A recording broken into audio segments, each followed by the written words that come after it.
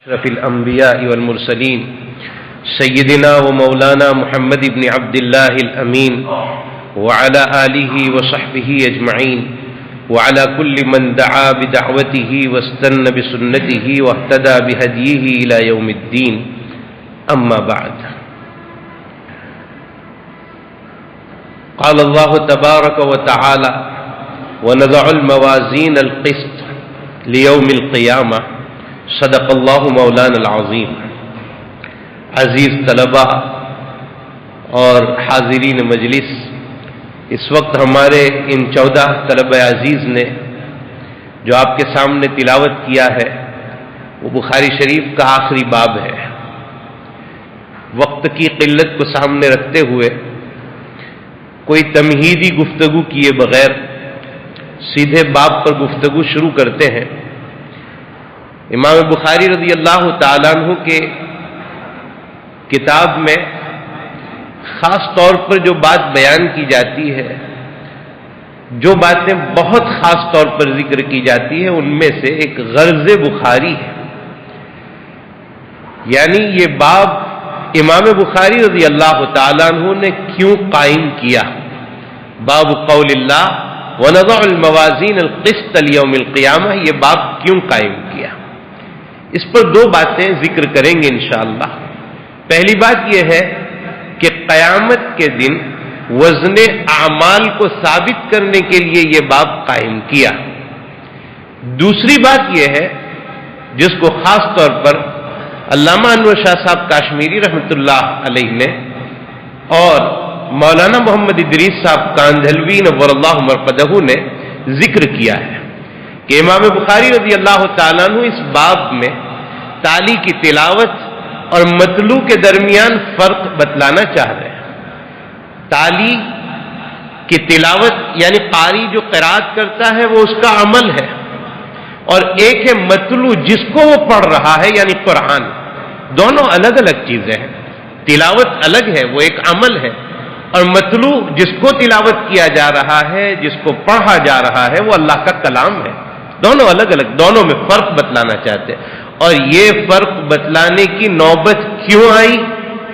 نوبت اس لیے آئی کہ جعد ابن ابراہیم نامی آدمی نے سب سے پہلے یہ کہا تھا کہ قرآن مخلوق ہے، ایک بنائی ہوئی چیز ہے، اور مخلوق حادث ہوتا ہے، مخلوق ختم ہو جانے والی چیز ہے.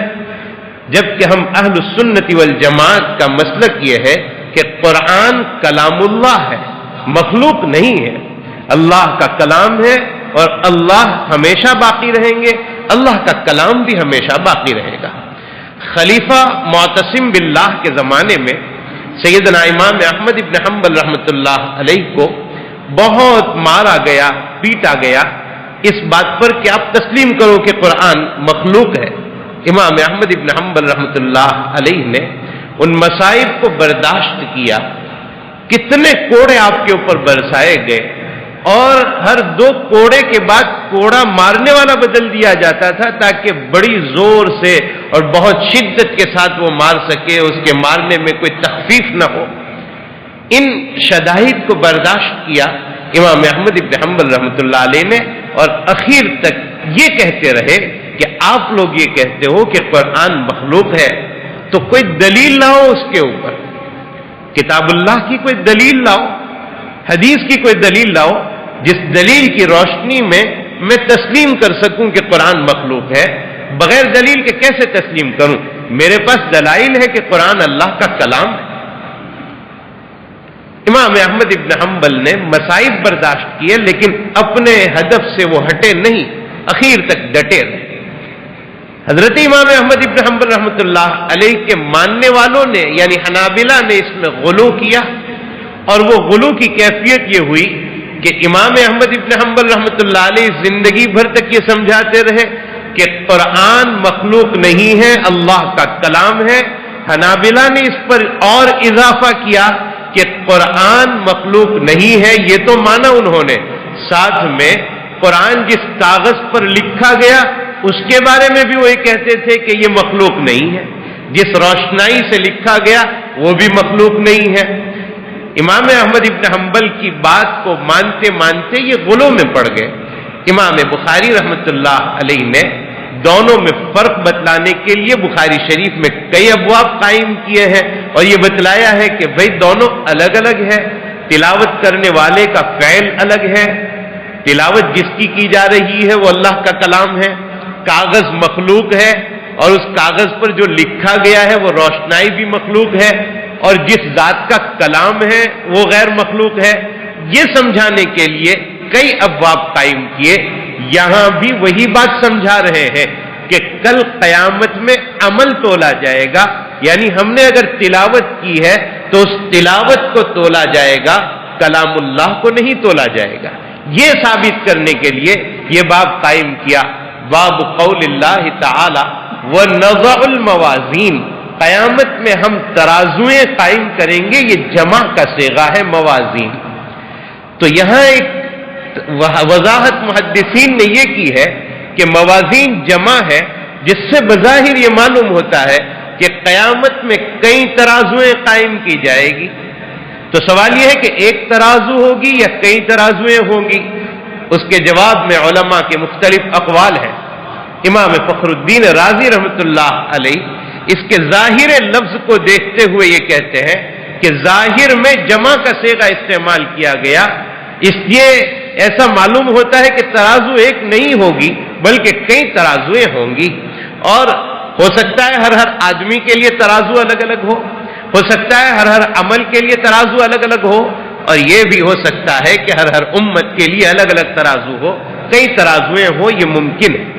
حافظ عماد الدین ابن کثیر اپنی تفسیر بے نظیر میں یہ بات لکھتے ہیں کہ نہیں، ترازو تو ایک ہی ہوگی، لیکن اعمال اس میں مختلف تولے جائیں گے. تو اعمال کے تعدد کی وجہ سے موازین جمع لائی گئی، ورنہ میزان ایک ہی قائم ہوگی. حافظ ابن حجر عسقلانی رحمۃ اللہ علیہ فتح الباری میں یہ ذکر کرتے ہیں کہ اگر ترازو ایک ہی قائم کی جائے گی اور جمع کا صیغہ لایا گیا تو یہ سمجھا جائے گا کہ یہ جمع کا صیغہ تفخیم شان کے لیے، یعنی ترازو کی اہمیت اور ترازو کی شان کو بڑا بتلانے کے لیے لایا گیا. اور اس پر دلیل قرآن کریم کی آیت دی ہے. فرمایا قرآن میں اللہ تعالیٰ فرماتے ہیں کذبت قوم نوح المرسلین، قوم نوح نے نبیوں کو جھٹلایا، جبکہ اس قوم نے سارے نبیوں کو نہیں جھٹلایا تھا، صرف حضرت نوح کو جھٹلایا تھا. لیکن ایک نبی کی تکذیب اور ایک نبی کو جھٹلانا، یہ سارے ہی نبیوں کو جھٹلانا ہوا. تو سارے نبیوں کو بتلانے کے لیے اور حضرت نوح کی شان عظمت کو بتلانے کے لیے یہاں مرسلین جمع کا صیغہ لایا گیا. ترازو میں بھی ترازو کی شان کی اہمیت کو بتلانے کے لیے میزان ایک نہیں لایا گیا بلکہ جمع کا صیغہ لایا گیا. اور علامہ بدر الدین عینی رحمۃ اللہ علیہ میزان کی تحقیق بیان کرتے ہوئے لکھتے ہیں کہ میزان اصل میں میوزان تھا، واو ساکن ما قبل مکسور، اس لیے واو کو یا سے بدل دیا معلم الصرف کے قاعدہ نمبر 351 کے مطابق. جو حضرات نے پتہ نہیں وہ قوانین یاد بھی ہے یا نہیں، تو وہ میزان بن گیا. اور یہ میزان کیسی ہوگی اس پر بھی علماء نے بحث کی ہے.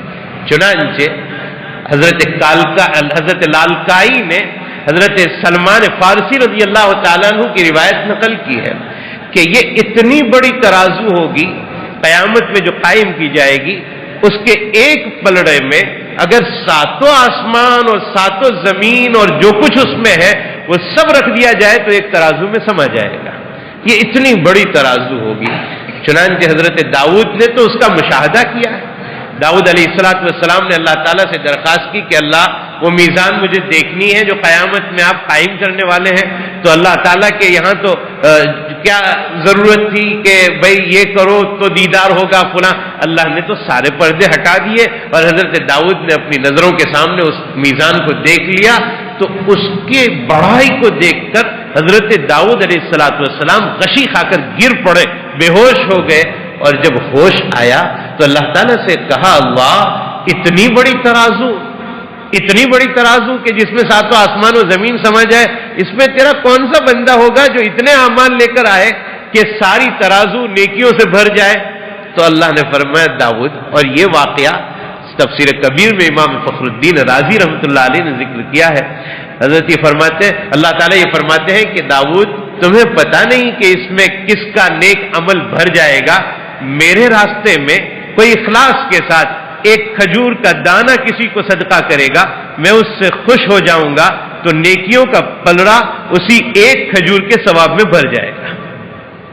یہاں پھر ایک اشکال یہ ہوتا ہے کہ حدیث پاک میں آتا ہے کہ سبحان اللہ تملأ المیزان، ایک مرتبہ سبحان اللہ پڑھو تو سارا میزان ثواب سے بھر جائے گا، تو پھر دوسری نیکیاں کہاں رکھی جائے گی؟ اس کا جواب محدثین نے یہ دیا ہے کہ اصل میں وہ اعمال جو ہے وہ ایسی چیز نہیں ہے کہ ایک رکھو تو جگہ بھر جائے، دوسری رکھو تو پھر جگہ نہ ملے. اعمال نور کی طرح ہے. بھئی یہاں ٹیوب لائٹیں کئی جل رہی ہے، ایک ٹیوب لائٹ جل رہی ہو تو دوسری ٹیوب لائٹ جلانے کے لیے پہلی ٹیوب لائٹ کی اجازت نہیں لی جائے گی، اور پہلی ٹیوب لائٹ کی روشنی یہ بھی نہیں کہے گی کہ میرے ہوتے ہوئے دوسرے کو نہیں رکھا جائے، دوسری کی روشنی نہ ہو. دونوں نور ایک دوسرے میں، دونوں روشنی جمع ہو جاتے ہیں. اعمال بھی ایک دوسرے میں جمع ہو جائیں گے، اور ایسا نہیں ہوگا کہ کوئی عمل یہ کہے کہ بھئی اب دوسرے عمل کے لیے جگہ نہیں ہے. بہرحال یہ بڑی میزان ہوگی، اور قیامت میں اس کو کون اٹھائے گا؟ فرشتہ کون متعین ہوگا جو میزان کو اٹھائے؟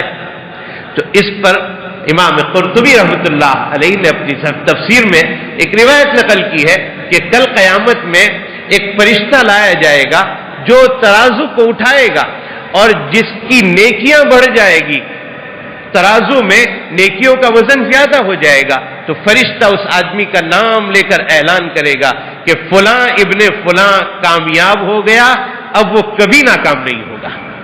اور اگر کسی کی نیکیاں کم ہو گئی، گناہ زیادہ ہو گئے، تو اعلان ہوگا کہ فلاں ابن فلاں ایسا ناکام ہوا کہ اب کبھی وہ کامیاب نہیں ہوگا. اللہ ہمیں کامیاب لوگوں میں شامل فرمائے، اور نامراد لوگوں میں شامل ہونے سے اللہ ہماری حفاظت فرمائے. اسی موقع پر حضرت قرطبی رحمۃ اللہ علیہ نے نقل کیا ہے کہ حضرت حذیفہ رضی اللہ تعالیٰ عنہ کی روایت میں وضاحت ہے کہ اس میزان کو اٹھانے والا فرشتہ حضرت جبرائیل امین ہوں گے. اور میں نے حضرت مولانا سید ابرار احمد صاحب دلیوی رحمۃ اللہ علیہ سے اس موقع پر ایک بات اور حکمت کی سنی. حضرت رحمۃ اللہ علیہ فرمایا کرتے تھے کہ جبرائیل کو اس لیے متعین کیا جائے گا میزان کے اٹھانے پر کہ جبرائیل وہی لے کر آیا کرتے تھے، اور جبرائیل امت کے لیے ایک معلمانہ اور مدرسانہ حیثیت رکھتے ہیں کہ وہ استاذ ہیں امت کے، اور استاذ امتحان لیتا ہے، چھان پٹک کرتا ہے، تو استاذ کو متعین کیا جائے گا کہ آج آپ ترازو اٹھائیں گے، تو جبرائیل امین ہوں گے جو ترازو اٹھائیں گے. بہرحال یہ بڑی ترازو ہوگی، اور اس میں اعمال تولے جائیں گے، اور اس کے اٹھانے والے فرشتے کو متعین کیا جائے گا. کل قیامت میں یہ سب ہوگا. اللہ تعالیٰ فرماتے ہیں وَنَضَعُ الْمَوَازِينَ. اب اس میں کیا تولا جائے گا اس کو ہم تھوڑی دیر میں انشاءاللہ ذکر کریں گے. وَنَضَعُ الْمَوَازِينَ، یہاں موازین جمع ہے، اور اس کی صفت آ رہی ہے القسط. اور آپ نے معلم الانشاء میں پڑھا ہوگا کہ موصوف اور صفت میں مطابقت ہونی چاہیے. یہاں الموازین جمع ہے اور القسط واحد ہے. موصوف و صفت میں بظاہر مطابقت نہیں ہے. اس کے جوابات دیتے ہوئے شارحین حدیث نے یہ ذکر کیا ہے کہ یہاں مضاف محذوف ہے، زوات، موازین زوات القسط، یا یہ کہ موازین لأجل القسط محذوف ہے، اس لیے اس کو واحد لایا گیا. یا تیسرا جواب یہ ہے کہ مصدر جو ہوتا ہے بقول مولانا ابرار صاحب دلیوی رحمۃ اللہ علیہ کے، کہ مصدر بنگالی لوگوں کی طرح ہوتا ہے کہ جس میں مذکر اور مؤنث کا کوئی خیال نہیں رکھا جاتا، اور نہ واحد و جمع کا خیال رکھا جاتا ہے، وہ ہمیشہ واحد ہی استعمال ہوتا ہے، اس لیے اس کو واحد لایا گیا. وَنَضَعُ الْمَوَازِينَ الْقِسْطَ لِيَوْمِ الْقِيَامَةِ، قیامت کے دن ہم ترازو قائم کریں گے. لیوم القیامہ میں لام فی کے معنی میں ہو سکتا ہے فی یوم القیامہ، یا عند کے معنی میں ہو سکتا ہے عند یوم القیامہ، یا لحساب یوم القیامہ، کوئی بھی معنی ہو سکتا ہے. قیامت کے دن ہم ترازو قائم کریں گے. اللہ تعالیٰ یہ ارشاد فرماتے ہیں. اور حضرت امام بخاری رضی اللہ تعالیٰ عنہ فرماتے ہیں وَأَنَّ أَعْمَالَ بَنِي آدم وَقَوْلَهُمْ يُوزَنُ، بنی آدم کے اعمال اور اقوال تولے جائیں گے. بنی آدم کے لفظ سے بظاہر یہ معلوم ہوتا ہے کہ ہر ایک کے اعمال تولے جائیں گے، کوئی باقی نہیں رہے گا، لیکن شارحین و محدثین نے یہ ذکر کیا ہے کہ ایسا معاملہ نہیں ہے۔ وہ مومن جس کے نام اعمال میں صرف نیکیاں ہی نیکیاں ہیں اور کوئی گناہ نہیں ہوگا، اس کے اعمال نہیں تولے جائیں گے، اور اسی طرح وہ گنہگار جس کے اعمال میں برائیاں ہی برائیاں ہیں اور کوئی نیکی نہیں، اس کے اعمال بھی تولے نہیں جائیں گے۔ اور حافظ ابن حجر اسقلانی رحمۃ اللہ علیہ نے فرمایا ان دو جماعتوں کے علاوہ سب کے اعمال تولے جائیں گے۔ لیکن الابواب والتراجم میں شیخ الحدیث مولانا محمد زکریا صاحب نور اللہ مرقدہ نے سلیمان جمل کے حوالے سے یہ بات ذکر کی ہے کہ انبیاء کرام علیہم الصلاۃ والسلام کے اعمال بھی نہیں تولے جائیں گے۔ بہرحال یہ کچھ جماعتیں ہیں جن کے اعمال نہیں تولے جائیں گے، باقی سب کے اعمال تولے جائیں گے۔ وَأَنَّ أَعْمَالَ بَنِي آدم وَقَوْلَهُمْ يُوزَنُ، بنی آدم کے اعمال اور اقوال، یہاں اعمال جمع ہے اور قول واحد ہے۔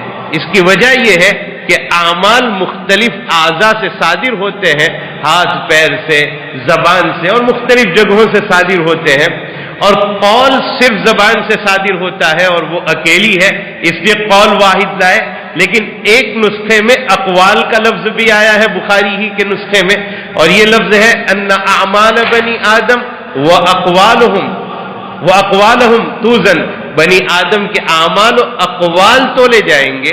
اگر جمع مانا جائے تو پھر زبان سے نکلنے والی مختلف باتیں مراد لی جائے گی کہ ہر بات کو تولا جائے گا۔ یہاں یہ بحث ہے کہ کل قیامت میں میزان میں کس چیز کو تولا جائے گا۔ حافظ اماد الدین ابن کثیر رحمۃ اللہ علیہ نے 3 قول ذکر کیے ہیں کہ کیا تولا جائے گا۔ ایک قول یہ ہے کہ اعمال تولے جائیں گے۔ بھئی ہم نماز پڑھتے ہیں، روزہ رکھتے ہیں، زکوٰۃ ادا کرتے ہیں، حج کرتے ہیں، انہی اعمال کو تولا جائے گا۔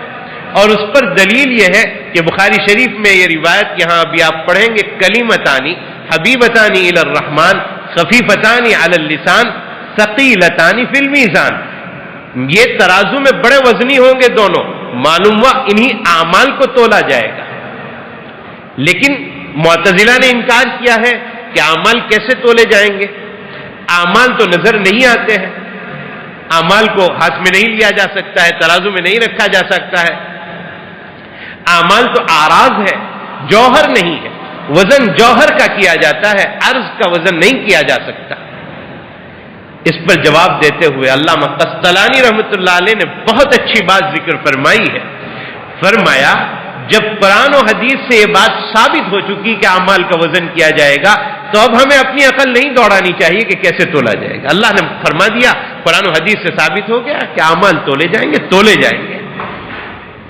اور یہی وجہ ہے کہ سیدنا امام بخاری رضی اللہ تعالیٰ عنہ اسی بات کے قائل ہیں کہ اعمال تولے جائیں گے، اور اس پر دلیل یہ ہے کہ انہوں نے باب قائم کیا ان اعمال بنی آدم وقولہم یوزن، کہ اعمال بنی آدم کو تولا جائے گا، معلوم عمل ہی تولا جائے گا۔ اور اس کی مزید وضاحت کرتے ہوئے حافظ ابن حجر اسقلانی رحمۃ اللہ علیہ نے فرمایا کہ حافظ کے قول سے بھی یہی پتہ چلتا ہے کہ حافظ ابن حجر اسقلانی بھی اسی کے قائل ہیں کہ اعمال تولے جائیں گے۔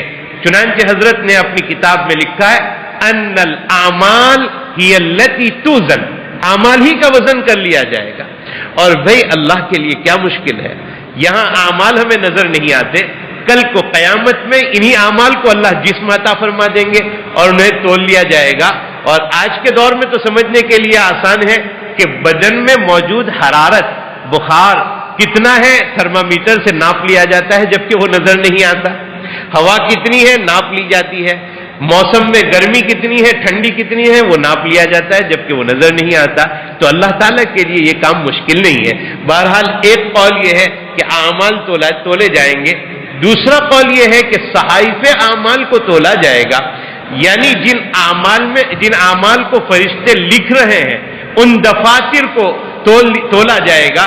اور اس پر دلیل ترمذی شریف کی حدیث البطاقہ ہے کہ حضرت عبداللہ ابن عمرو ابن العاص رضی اللہ تعالیٰ عنہ فرماتے ہیں کہ قیامت میں ایک گنہگار آدمی کو لایا جائے گا اور تا حد نظر اس کے گناہوں کے دفاتر پھیلے ہوئے ہوں گے، اور اللہ تعالیٰ فرمائیں گے، پوچھیں گے کہ کیا میرے لکھنے والوں نے تیرے اوپر کوئی ظلم کیا؟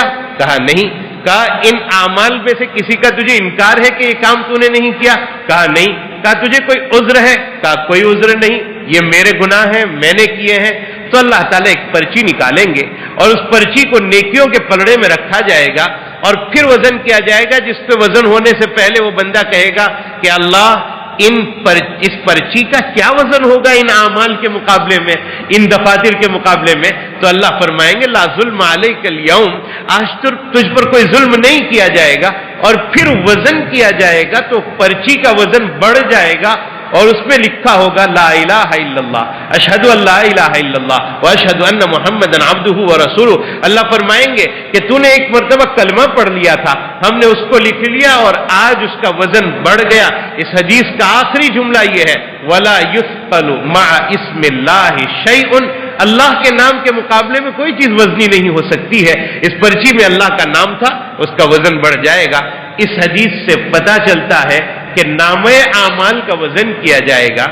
اور تیسرا قول یہ ہے کہ اعمال کرنے والے اصحاب اعمال کو تولا جائے گا، اور اس پر دلیل یہ ہے کہ حضرت امام بخاری رحمۃ اللہ علیہ نے ایک روایت الادب المفرد میں ذکر کی ہے، اور وہ روایت یہ ہے کہ عبداللہ ابن مسعود رضی اللہ تعالیٰ عنہ ایک مرتبہ پیلو کے درخت پر یا کسی اور درخت پر چڑھے ہوئے تھے، اور آپ مسواک لانے کے لیے یا کسی کام سے آپ صلی اللہ علیہ وسلم نے ان کو بھیجا تھا کہ کچھ لے کر آؤ، یعنی مسواک لے کر آؤ، تو آپ کی پنڈلیاں بہت پتلی تھی، دبلی پتلی، تو صحابہ ان پنڈلیوں کو دیکھ کر ہنس رہے تھے۔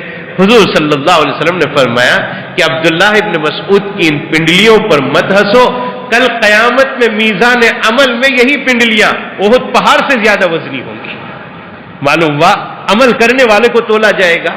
اور دوسری روایت خود بخاری شریف کی کتاب التفسیر میں آپ نے پڑھی، رواں دواں گزرتے ہوئے آپ نے پڑھی، اور وہ روایت یہ ہے کہ یؤتی الرجل العظیم السمین، ایک موٹا تگڑا آدمی لایا جائے گا، موٹا تازہ آدمی لایا جائے گا قیامت میں، لا یزن عند اللہ جناح بعوضہ، اس کا وزن اللہ کے یہاں مچھر کے پر کے برابر نہیں ہوگا۔ معلوم ہوا عمل کرنے والے کو تولا جائے گا۔ بہرحال کچھ بھی ہو، امام حافظ ابن کثیر رحمۃ اللہ علیہ نے تطبیق یہ پیش کی ہے کہ ہو سکتا ہے کبھی عمل تولا جائے، کبھی نامہ اعمال تولا جائے، کبھی صاحب عمل تولا جائے، یہ ممکن ہے کہ ہر وقت کچھ نہ کچھ تولا جائے، اللہ اعلم بمرادہ بذالک، لیکن زیادہ قوی قول یہی معلوم ہوتا ہے کہ اعمال تولے جائیں گے۔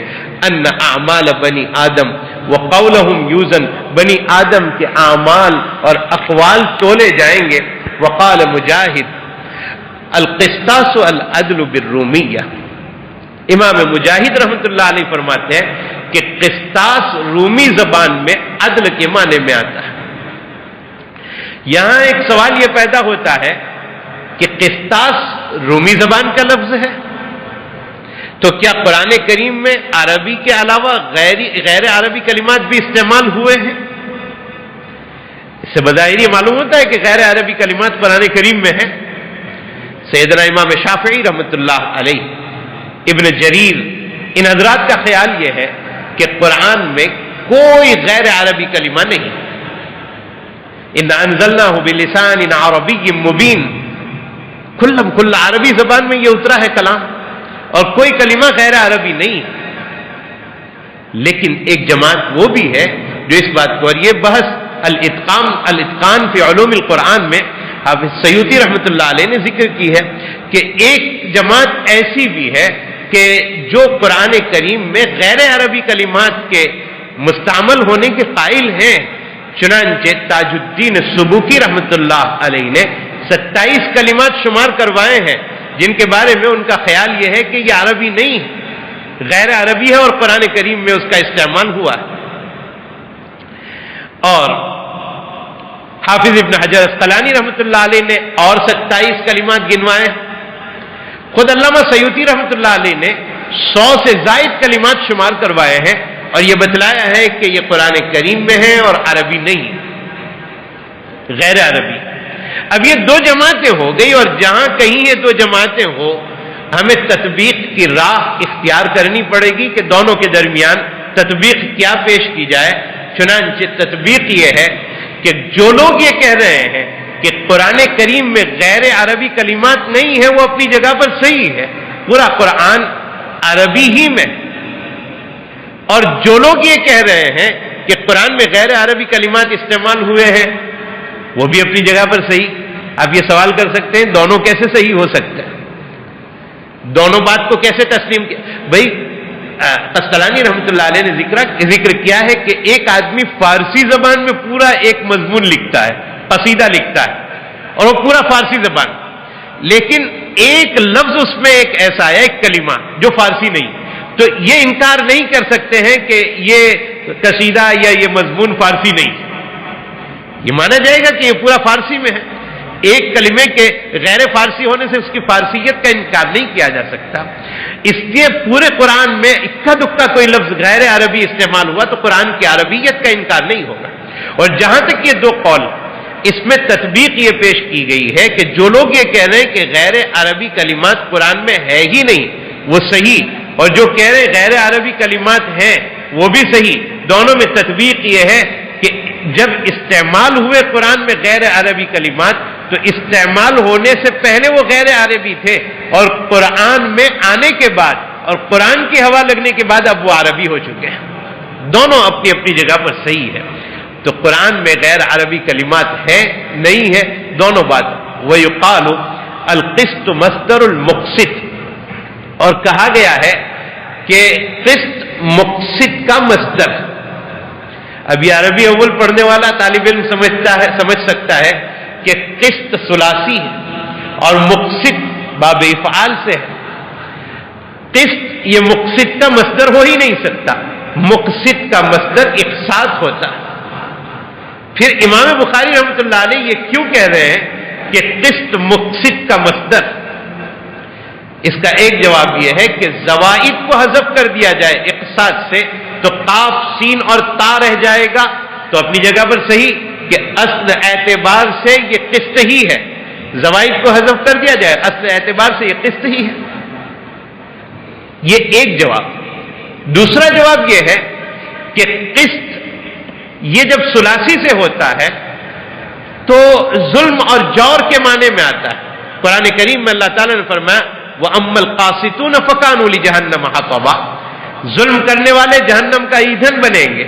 یہاں قاسط ثلاثی ہے اور ظلم جور کے معنی میں استعمال ہوا ہے، اور جب رباعی سے ہو، باب افعال سے ہو، تو یہ انصاف کرنے کے معنی میں آتا ہے۔ ان اللہ یحب المقسطین، اللہ تعالیٰ انصاف کرنے والوں کو پسند فرماتے ہیں۔ تو ثلاثی سے ظلم کے معنی میں آتا ہے، اور جب باب افعال میں لے جایا جائے تو انصاف کرنے کے معنی میں آتا ہے۔ امام بخاری رحمۃ اللہ علیہ یہ فرماتے ہیں کہ یہاں قسط جو استعمال ہوا ہے آیت شریفہ میں وَنَضَعُ الْمَوَازِينَ الْقِسْطَ، کہیں اس کو ظلم و جور کے معنی میں مت ماننا، یہ وہی قسط ہے جو باب افعال میں جانے کے بعد ہوتا ہے، یعنی انصاف کرنے کے معنی میں، اور پھر مقسط لا کر ادھر اشارہ کر دیا کہ یہ مصدر اس میں فاعل کے معنی میں ہے، انصاف کرنے والی ترازویں قائم کریں گے۔ تو دو باتیں بتلا دی، ایک یہ انصاف کے معنی میں ہے، اور دوسری بات یہ بتلا دی کہ یہ باب اس میں فاعل کے معنی میں ہے، انصاف کرنے والی ترازویں قائم کریں گے۔ وَيُقَالُ الْقِسْطُ مَصْدَرُ الْمُقْسِطِ وَهُوَ الْعَادِلُ، یہ عادل کے معنی میں ہے، ورنہ وَأَمَّا الْقَاسِطُ، ورنہ قاسط جب ثلاثی سے ہو تو فَهُوَ الْجَائِرُ، وہ ظلم کرنے والے کے معنی میں ہوتا ہے۔ بہرحال یہ امام بخاری رضی اللہ تعالیٰ عنہ کا باب ہوا، اور اس باب پر جو کچھ ضروری باتیں تھیں وہ آپ کے سامنے ذکر کی گئی کہ کل قیامت میں ترازو قائم کی جائے گی، اور وہ ترازو کیسی ہوگی، اس کی جسامت کیسی ہوگی، اور اس ترازو کو کون اٹھائے گا، اور ترازو میں کس چیز کا وزن کیا جائے گا، یہ کچھ باتیں آپ حضرات کے سامنے ذکر کی۔ اب حدیث کی طرف بڑھتے ہیں۔ وَبِهِ قَالَ حَدَّثَنَا أَحْمَدُ بْنُ إِشْكَابٍ، یہ اشکاب بکسر الحمزہ وبفتح الحمزہ، اشکاب اور اشکاب دونوں طریقے سے پڑھا گیا ہے، اور یہ عربی ہے یا عجمی، اس میں دونوں قول ہیں۔ اس کو اگر عجمی مانا جائے تو اجمیت کی وجہ سے اور علمیت کی وجہ سے اس کو غیر منصرف پڑھیں گے، احمد ابن اشکاب اشکاب، اور اگر عربی مانا جائے تو یہ منصرف ہو جائے گا احمد ابن اشکاب۔ قال حدثنا محمد ابن فضیل، محمد ابن فضیل احمد ابن اشکاب کے استاد، امام بخاری کے استاد احمد ابن اشکاب، اور احمد ابن اشکاب کے استاد محمد ابن فضیل۔ محمد ابن فضیل کے بارے میں بعض اقوال یہ ملتے ہیں کہ یہ شیعہ آدمی تھے، شیعیت کے اقوال ان کے بارے میں ملتے ہیں، چنانچہ امام ابو داؤد رحمۃ اللہ علیہ فرماتے ہیں کٹر درجے کے شیعہ تھے۔ لیکن سوال یہ پیدا ہوتا ہے کہ جب یہ شیعہ تھے تو امام بخاری رضی اللہ تعالیٰ عنہ تو چھان پٹک میں امامت کا درجہ رکھتے ہیں، پھر وہ اس راوی کی روایت، ان کی روایت محمد ابن فضیل کی یہاں کیوں لائے؟ اس کا جواب یہ ہے کہ یہ کٹر درجے کے شیعہ نہیں تھے۔ حافظ ابن حجر اسقلانی رحمۃ اللہ علیہ نے یہ ذکر کیا ہے کہ انہ کان منحرفا عن عثمان، حضرت عثمان کے باب میں یہ ذرا سا حق سے ہٹے ہوئے تھے، یعنی اس بات کے قائل تھے کہ حضرت علی مقدم ہونے چاہیے تھے ترتیب خلافت میں تیسرے نمبر پر، اور پھر حضرت عثمان کی صحابیت کا بھی انکار نہیں کرتے ہیں اور ان کے مرتبہ بلند کا بھی انکار نہیں کرتے ہیں، صرف اس کے قائل ہیں کہ تیسرے درجے پر حضرت علی ہونے چاہیے تھے۔ اور اس سلسلے کو اگرچہ اہل سنت والجماعت نے مانا نہیں ہے، لیکن اس قول کے قائل پر کوئی کفر وغیرہ کا فتویٰ بھی نہیں ہے، اس لیے امام بخاری رضی اللہ تعالیٰ عنہ نے محمد ابن فضیل علیہ الرحمہ کی روایت کو ذکر کیا، اور وہ نقل کرتے ہیں عمارہ ابن القعقاع سے، اور وہ نقل کرتے ہیں ابو زرعہ سے، اور ابو زرعہ نقل کرتے ہیں امام المحدثین صحابہ کرام میں عظیم درجہ رکھنے والی ذات حضرت ابو ہریرہ رضی اللہ تعالیٰ عنہ۔ یہ آخری حدیث ابو ہریرہ رضی اللہ تعالیٰ، اور ابو ہریرہ رضی اللہ تعالیٰ عنہ وہ شخص ہے کہ میں یہ کہوں تو غلط نہیں ہوگا کہ کسی بھی حدیث کی کتاب کو آپ لے لیجئے، کوئی صفحہ ان کے نام سے خالی نہیں ہوگا، کوئی صفحہ ان کی روایت سے خالی نہیں۔ اور عجیب علمی شان رکھتے تھے حضرت ابو ہریرہ رضی اللہ تعالیٰ عنہ کہ آخری دور پایا ہے نبی کریم صلی اللہ علیہ وسلم کا، لیکن سب سے زیادہ روایت ان کی ہے حضرت ابو ہریرہ کی، اور قرب نبوی حاصل تھا حضرت ابو ہریرہ رضی اللہ تعالیٰ عنہ کو۔ اور وہ چادر والا واقعہ بھی پیش آیا تھا کہ چادر بچھا دی اور سینے سے لگا دیا، اور اس کے بعد حضرت ابو ہریرہ کچھ بھی بھولتے نہیں تھے، تو وہ ساری روایات حضرت ابو ہریرہ رضی اللہ تعالیٰ عنہ نے ذکر کی، اور یہ آخری روایت حضرت ابو ہریرہ رضی اللہ تعالیٰ عنہ ہی کی ہے۔ قال النبی صلی اللہ علیہ وسلم کلمتانی، دو کلمے ہیں۔ محدثین نے یہ ذکر کیا ہے، شارحین نے، کہ یہاں دو کلمے سے مراد دو کلام ہیں۔ کلمے کو کلام کو کلمہ کہہ دیتے ہیں، جیسے کلمہ طیبہ، تو کلمہ طیبہ کلمہ نہیں ہے، کلام ہے۔ یہاں بھی دو کلمے سے مراد دو کلام ہے، سبحان اللہ و بحمدہ ایک کلام ہے، اور سبحان اللہ العظیم ایک کلام ہے۔ دو کلمے ہیں حبیبتان الی الرحمن، جو رحمان کو بڑے محبوب ہیں۔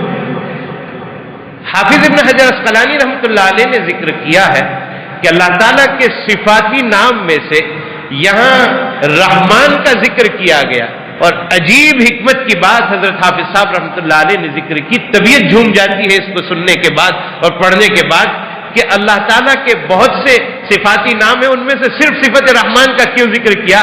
فرمایا یہ بتلانے کے لیے کہ یہ اس کی رحمت کی نشانی ہے کہ ایک چھوٹے سے کام پر، سبحان اللہ و بحمدہ سبحان اللہ العظیم، اس چھوٹے سے عمل پر اتنا اجر عطا فرمائیں گے کہ میزان میں وزنی ہو جائے گا، اس لیے صفت رحمان کو ذکر کیا۔ حبیبتان الی الرحمن خفیفتان علی اللسان، کوئی سننے والا یہ سن سکتا تھا اور سمجھ سکتا تھا کہ دو کلمے رحمان کو بڑے پسندیدہ ہے، تو اس کو تو پڑھنے میں بڑی دقت ہوگی، بڑا وقت لگے گا، بڑی پریشانی ہوگی، تو فرمایا نہیں، خفیفتان علی اللسان، زبان پر ہلکے پھلکے، اور اتنے ہلکے پھلکے کہ قسطلانی نے ہر حرف کو الگ الگ کر کے ذکر کیا کہ اس پہ فلاں شدت نہیں ہے، حروف میں پائے جانے والا فلاں چیز نہیں ہے، فلاں چیز نہیں ہے، رقت ہے، نرمی ہے، ہر حرف میں نرمی ہے۔ تو خفیفتان علی اللسان، پھر کوئی سوچ سکتا تھا کہ زبان پر اتنے ہلکے پھلکے تو پھر میزان میں اس کا وزن ہی کیا ہوگا؟ تو فرمایا نہیں، ثقیلتان فی المیزان، میزان میں بڑے وزنی ہوں گے، اور وہ تو کلمات ہے سبحان اللہ و بحمدہ سبحان اللہ العظیم۔ اس روایت کے بارے میں کتاب الدعوات میں امام بخاری رضی اللہ تعالیٰ عنہ نے فرمایا ہے کہ کوئی سبحان اللہ و بحمدہ سبحان اللہ العظیم دن میں 100 مرتبہ پڑھتا ہے تو اللہ اس کے تمام گناہوں کو معاف کر دیں گے، اگرچہ وہ سمندر کے جھاگ کے برابر۔ ہمیں اس کو ذکر کرتے رہنا چاہیے، پڑھتے رہنا چاہیے۔ میں زیادہ وضاحت نہ کرتے ہوئے اب اپنے آخری بات کی طرف جاتا ہوں کہ امام بخاری رضی اللہ تعالیٰ عنہ نے اس روایت پر اپنی کتاب کو کیوں ختم فرمایا؟ اس کی وجہ حضرت مولانا شیخ الحدیث محمد زکریا صاحب نور اللہ مرقدہ نے یہ ذکر فرمائی ہے کہ حدیث مجلس کے اختتام پر یہ دعا پڑھی جاتی ہے، ترمذی شریف میں روایت ہے سبحانک اللہم و بحمدک اشہد ان لا الہ الا انت استغفرک و اتوب الیک، یہ مجلس کے اختتام پر پڑھی جانے والی دعا ہے۔ امام بخاری رضی اللہ تعالیٰ عنہ اپنی کتاب کو اس دعا پر ختم کرنا چاہ رہے تھے، اس لیے کہ مجلس کے اختتام پر وہ دعا ہے۔ یہاں مجلس تصنیف ختم ہو رہی تھی اس لیے وہ دعا لانا چاہ رہے تھے، لیکن وہ روایت امام کے شرط پر نہیں تھی، اس لیے امام اس کے ہم معنی روایت لے آئے سبحان اللہ و بحمدہ سبحان اللہ العظیم۔ اور مجھے یاد پڑتا ہے حضرت مولانا سید ابرار احمد صاحب دلیوی رحمۃ اللہ علیہ کا قول، اور وہ واقعتاً طبیعت مچل جاتی ہے اس قول پر۔ حضرت رحمۃ اللہ علیہ فرماتے ہیں کہ قرآن کریم کی آیات میں مرتبے کے اعتبار سے بہت بلند درجہ آیت الکرسی ہے، اور اس کا اختتام لفظ عظیم پر ہو رہا ہے۔ غالباً اسی لیے امام بخاری رحمۃ اللہ علیہ نے بھی اپنی کتاب عظیم کو لفظ عظیم پر ختم فرمایا سبحان اللہ و بحمدہ سبحان اللہ العظیم۔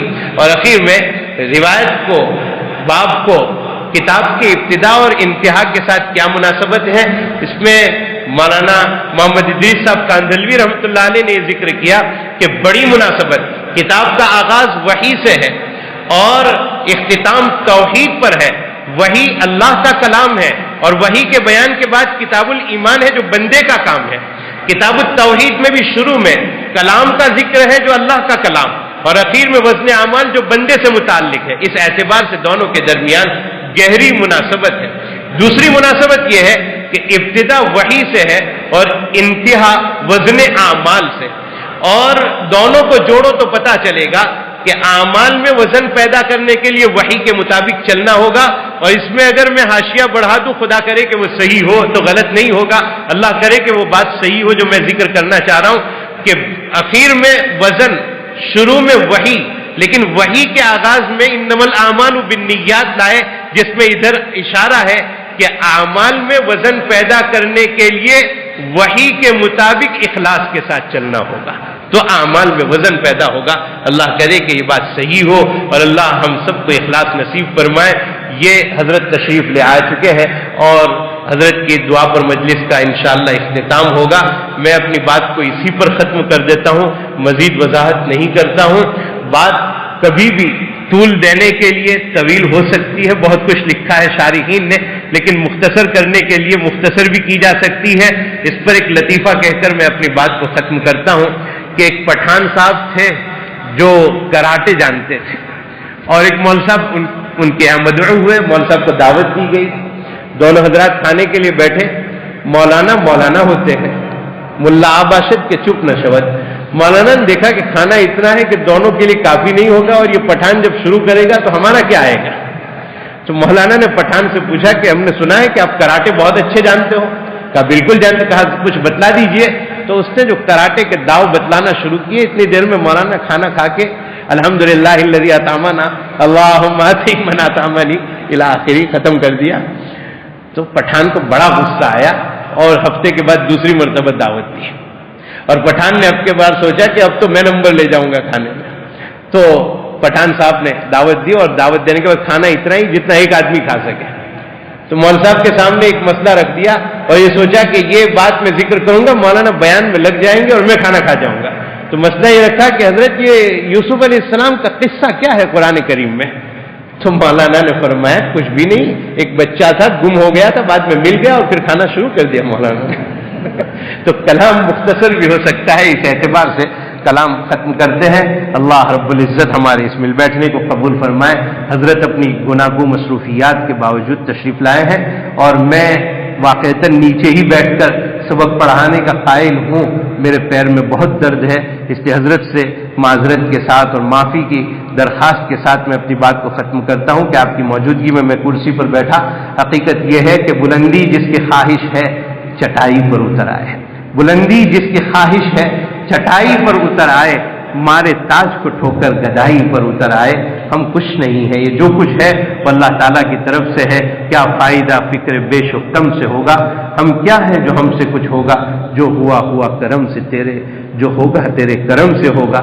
اللہ چاہتے ہیں وہ ہوتا ہے۔